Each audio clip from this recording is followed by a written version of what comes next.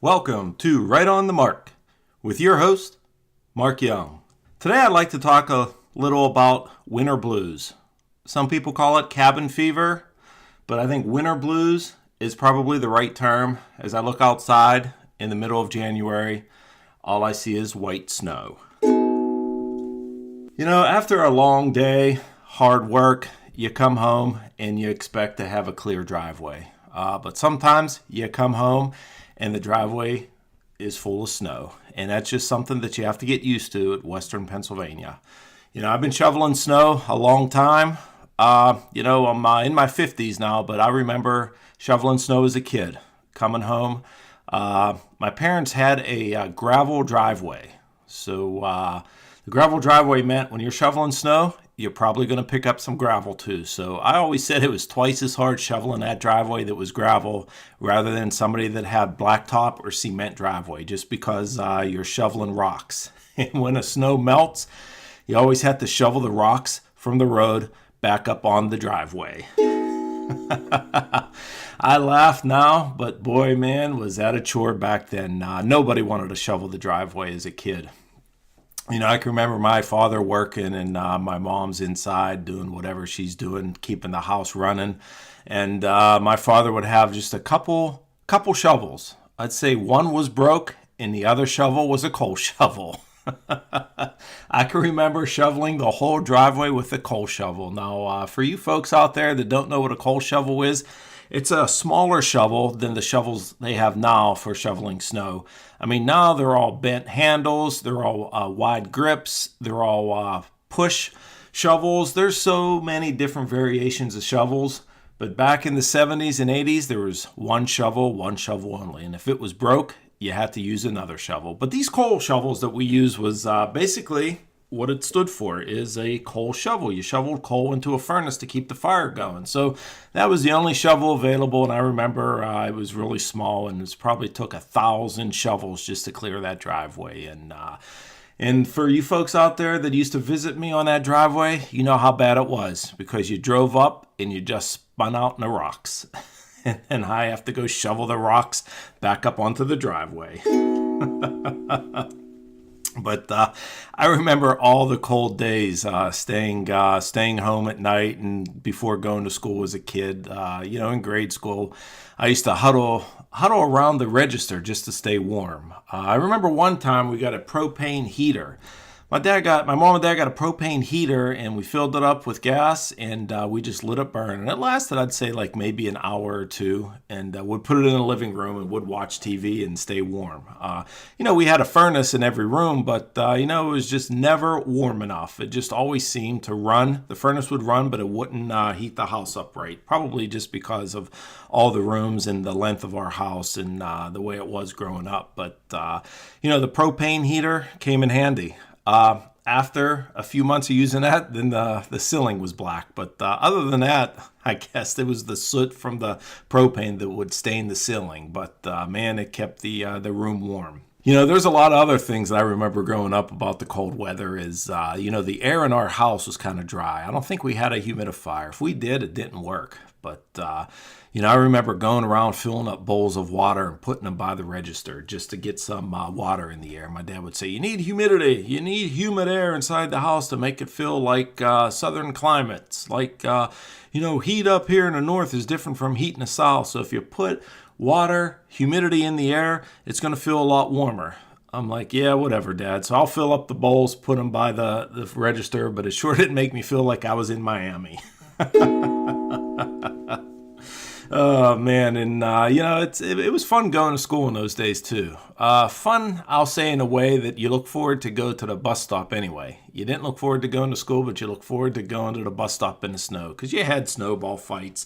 Half the fun was getting to the bus stop. You had to walk through the snow and then you'd meet some of your friends on the way to the bus stop. And then when you got to the bus stop, if you got there early, you're like, well, let's go attack another bus stop and just throw snowballs at them. So we're like, all right, well, let's go now. We only have 5 minutes, but let's go. So we'd attack other bus stops, throw snowballs, and hurry up and run onto their bus to get back to school. So it was a lot of fun doing that. I mean, I can remember just throwing ice balls and icicles and throwing whatever we could. Then we'd have snowball battles with other bus stops as well. Like we would travel out of our way to get on another bus just to have a snowball battle. That was kind of fun. I mean, I remember the one time. Well, I used to like snowball fights with my brother and sisters in the neighborhood. Would throw snowballs at each other. And one particular time, I got in a battle with my brother and I lost. Matter of fact, I think he tackled me in the snow, had my face down in the snow, and he's like, "How's that snow taste?" He actually made me eat the snow. I'll get you back, bro. Don't worry. Next time it snows. Well, it's not going to snow in Florida where you live now, but I'll get you back next time you're up north. Yeah, that was kind of fun, but not so fun that day. But there was a lot of times that I would just go out and wander out in the snow. I mean, going in the backyard, walking around the streets. I remember getting walkie-talkies one time.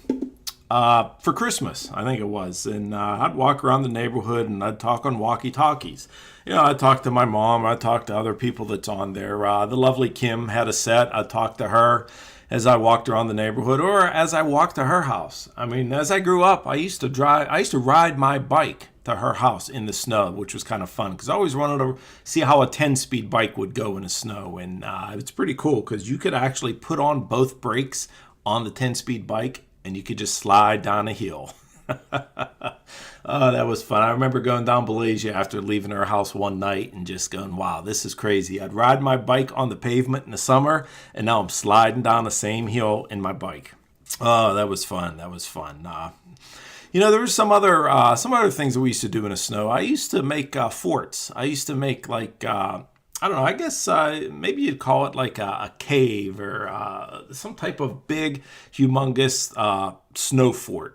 That I try to make it as big as I can. They had areas that were, I used to try to make these snow igloos. I mean, I try to make it as big as I possibly can, almost to like where I could stand up. And I could never walk around, but I'd like to stand up in it and see if I could.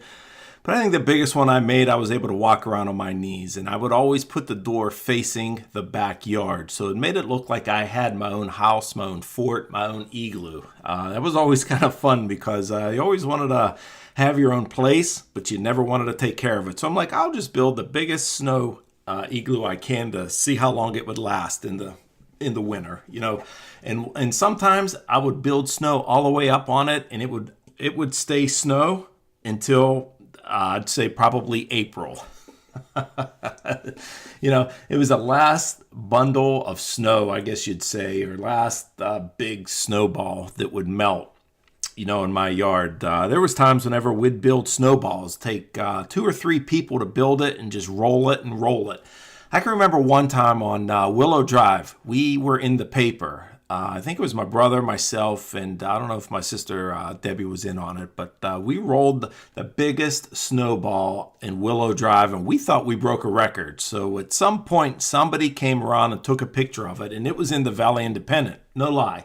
It was in the Valley Independent. We weren't in the picture, but the picture of the snowball was. So whenever we left it, we couldn't budge it. So let's say it weighed 300-400 pounds. We rolled it up. It was probably 6 foot tall, maybe 300-pound snowball, and we left it there. We couldn't push it anymore to build it. If anybody made snowballs, you know what I'm talking about. You start out small and you start rolling it, especially if it's wet snow. You start rolling it until it gets so big and you can't roll it anymore. So we couldn't roll it anymore, and we just left it go. And then the next day or two, we're looking in the paper and we're like, that's our snowball. So somebody must have reported it to the newspaper, or maybe the news guy was just walking around or driving around and just saw this huge snowball. And there was a picture in the Valley Independent that says Lonely Snowball on Willow Drive. I like to think that I was part of that. I wish we were there whenever they took that picture, but there's a lot of things to do in the snow. I remember there was always kids. When it snowed a lot, you'd hear snowmobiles in the background. It's like, who are those people riding snowmobiles? And like, who would have a snowmobile in Monessen? I want to say it was like my one friend Bobby and his friend would drive around on these snowmobiles, and we'd see him on the road, would see him all over the place. But where the heck did they put it in the summertime? They must have had a shed somewhere. But, you always heard these snowmobiles because you could tell the difference between a snowmobile and one of the salt trucks that came by. So they never wanted a road salted because then they couldn't ride their snowmobiles on it. But it was always fun doing that. I remember as a kid growing up, I don't know, maybe 5, 6, 7 years old, I was looking outside as the snow was coming down, and I swear I saw this large figure walking up the road. Now, remember, this was back in the 70s when Sasquatch and Bigfoot was big back in the day. There was a lot of movies. I mean, Bigfoot versus $6 Million Man, tracking Bigfoot. Looking at Bigfoots. There was movies. This was very popular, folklore, if you will, back in the 70s. And I swear I was looking out my window and I saw this huge being walking up the road towards our house. He was walking up Willow Drive and he was huge. And I swear he walked just like Bigfoot. And I start screaming and panicking like, he's coming, he's coming. And back then, a lot of people didn't believe me. People like to think that I made up stories. I don't think I did. I thought I told the truth a lot, but people think that I stretched the truth. But that particular point when I said Bigfoot's coming, nobody believed me. And I says, you never believe me. You never believe me. I remember going hysterical, just crying and running into my room, locking the door. And you know what's funny? So did everyone else. My brothers and sisters and my mother came. My dad was working, but my mom, we locked myself into my room and we looked out the window. Well, they looked out the window. I just stayed huddled in my bed. They looked out the window and said, that's not Bigfoot. That looks like Steve Majors walking in the snow. Oh, that's too funny. If you knew Steve, you knew how big he was. It probably was him, but to this day, I swear it was Bigfoot. And people rib me every chance they can, especially my family, because they go, "You never believe me. I see Bigfoot." But hey, at that age, a lot of things go through your mind. I mean, heck, me and my sister Debbie used to stay up late and watch a lot of movies, scary movies. I remember watching. Bigfoot movies. And another thing that was big back then was like the Devil's Triangle. Like all these ships and planes and boats got lost in the Devil's Triangle. And of course they made movies. And these good movies didn't start till 9 or 10 o'clock at night. So, my sister Debbie and I would stay up late, watch these movies, and then we're like, oh my God, I don't want to go to bed. That means I got to walk from the living room to my bedroom after we just watched a scary movie. And then sometimes my mom would watch it with us, and she would disappear in the middle of the movie, and we thought she'd like go make popcorn or she'd like go make something in the kitchen, or she had to go maybe put her pajamas on. But no, she was gone like half the movie. And then the movie's over, and then we're looking for her. I'm like, where'd she go? Where'd mommy go? They're like, I don't know. So now it's like we're watching a scary movie. It's over, and we can't find our mother. This probably isn't good. So I remember looking all through the house, and she was hiding behind the door of my bedroom, which was kind of ironic because that was the last place I looked. And when I shut my door to lock it, she was back there and scared me. Oh, that's too funny, Mom. That was too funny. You always liked to play around with the kids, and you always wanted to tease us and scare us. That was some good stuff. But that was a lot of stuff that I remember as it snowed outside and you're kept inside, whether it's cabin fever or winter blues. But, there's always something. You're always looking for something to do. And I can remember my dad working like the midnight shift, and I'd watch him wait for his ride at the bottom of the street, whether Mundo's picking him up or, whoever's picking him up. He's standing at the bottom and he's making snowballs and he's pretend throwing them at me, or he'd crack a big icicle off. Like say the downspout had, I don't know, maybe it had like a 3-foot icicle hanging off of it. He'd crack it off, pass it to me through the window, and I'd hurry up and go run and put it in the freezer. Cause I'm like, whoa, look at this thing. This thing is deadly. I could throw this and kill somebody with it. But I would basically just keep it in the freezer and then look at it every time I went in to go get something in the freezer, whether it was ice cream or fish or whatever. Or even in the summertime, I would look at it and go, wow, it's July and it's 95 degrees out, and look at this icicle. So I would take it out sometimes and play around with it and throw it out in the summer before it melted. So that was kind of fun. And, there was always snowball fights around our house too. So it wasn't just at the bus stop. I can remember there was kids in the neighborhood that would take on challenges of like snowball fights. And the one big bully, I'd like to say, his name was Joel, lived up the road from us. And I want to say he was probably 6 foot, 250 pounds, big ogre type guy. And, big, your classic bully from the movies that you watch, and I can remember just trying to gang up on him, trying to just throw snowballs at him. But he was so big and overpowering. Like when he got close to you, he just welded, he just fired a snowball at you and it stung pretty hard. But you couldn't do any damage to him because he was so big and fat. Yeah. To this day, he probably is. And we always wanted to try and get him because, man, that he just was a bully that wouldn't go away. And I can remember my brother's friend, Joey, says, look, when I want to hit you, I don't miss. And I remember him firing him and just hitting him in the back of the head. And I remember one time Joel messed with the wrong person. One of my brother's good friends, Brian, came, and Joel tried to mess with him. And, Brian got out of his car, basically kicked his butt, threw him in the snow, and said, take that. And then that was pretty much end of the bulliness. The snow brings out the best of you. You get outside and you either want to roll snowballs, build a fort, an igloo, or you just want to go walking in the snow. And I can remember just trying to find friends to walk in the snow. And you'd walk all over the place just to go because there's no cars on the road. So you can only walk on the road. There wasn't as many trucks as there are on the road now plowing the streets. Back then, I think they used to call them ash trucks. My grandparents would say, well, they didn't ash the roads yet, so don't go out there. But you could walk, you just can't drive out there. So they didn't take care of the roads as much as they do now because there just wasn't as many trucks out there. But so you were able to walk all night practically on the road, and you wouldn't see a car or an ash truck back then. But you sure had a lot of fun, that's for sure. As I sit here today and I look out the window and I see the snow, I don't really see the kids anymore like they came out in the old days. They used to come out in packs in the old days, and they would throw snowballs at you or throw snowballs at your car, or they just were hunting. You know what I mean? It was just like something else to do. I can remember delivering pizzas for poor boys, and I'd have to take the magnets off the side of my car because if not, I'd get pelted with snowballs.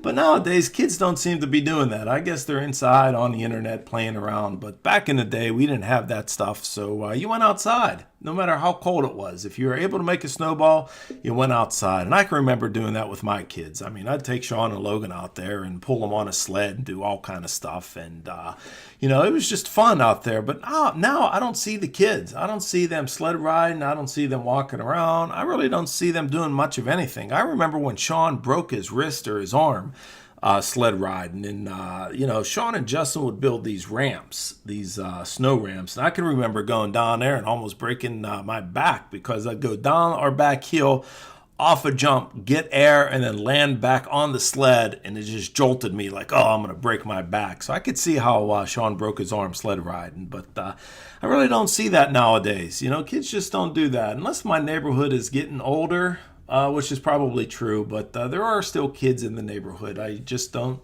think that they appreciate the snow like we used to back in the day. Back in the day, you either had summertime or you had wintertime, and all the other times you were in school. So people were outside a lot more back then. Now there's too many gadgets and too many electronic devices inside to keep you busy. There's no reason to go outside when you could play Fortnite with people across the country or in the neighborhood online. It just doesn't make sense to go outside. But I was just sharing some of the memories that I had as a kid growing up. I'd like to hear from you guys as well, so always leave a comment down below. But that about wraps it up for Right on the Mark with your host, myself, Mark Young. I hope you enjoyed the show. Hope you enjoyed the stories that I told. That was just some of the stories growing up. But don't forget to like, subscribe, and tap the bell. See you next time.